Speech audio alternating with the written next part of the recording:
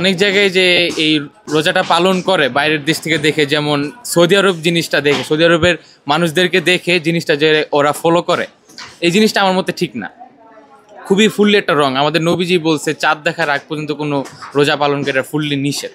তা আমি জিনিসটা ফুললি ডিসঅ্যাগ্রি করি বিষয়টা নিয়ে। আমি এইসব জিনিসগুলো একদমই পছন্দ করি না, যে যে আপনার এই বাইরের কান্ট্রি দেখে ওরা যা ফলো করে ওই আন্দাজে দেখে জিনিসগুলো যে নিজেরা করা, এগুলো প্রচুর বাজে একটা জিনিস।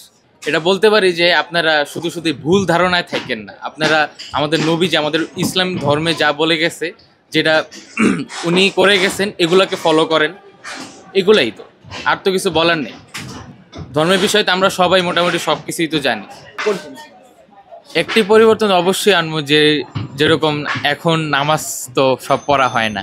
ইনশাল্লাহ রোজার মাসে ইনশাল্লাহ 5 ওয়াক্ত নামাজ পড়ার ইচ্ছা আছে, ইনশাল্লাহ পড়বো, চেষ্টা করব। আরেকটা জিনিস হলো, আমি কাজে থাকি প্লাস আমার ক্লাস থাকে ভার্সিটিতে, তো ওই আন্দাজে আমার কোরআন শরীফ পড়াটাও হয় না। তো ইনশাল্লাহ যতটুকুই পারি এই রোজাতে একটা কোরআন শরীফ খতম দেওয়ার চেষ্টা করব।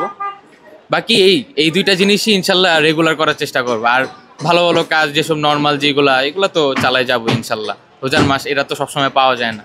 রমজানে আমরা অনেকে রোজা রাখি, নিয়মিত নামাজ পড়ি, অন্যান্য ভালো কাজ করি। তবে এর থেকেও বেশি গুরুত্বপূর্ণ হচ্ছে নিজের মনুষ্যত্বটাকে পরিবর্তন করা।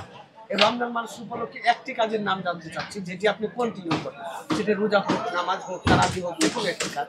এর মধ্যে একটি কোরআন তেলাওয়াত। আমি রোজার মাসে মানে নিয়মিত, এমনিতে হয়তো বা রেগুলার করার সুযোগ হয় না, মাঝে মধ্যে করি, আবার মিসিং হয়। রোজার মধ্যে আমি চেষ্টা করি যে নিয়মিত কোরআন তেলাওয়াতটা করার জন্য আর কি। জি ইনশাল্লাহ। আর ইনশাল্লাহ 30টা রোজা রাখার চেষ্টা করব। এখন ব্যাপারটা হচ্ছে কি, সময়ের সাথে সাথে আমাদের মানায় নিতে হবে, এছাড়া উপায় নেই।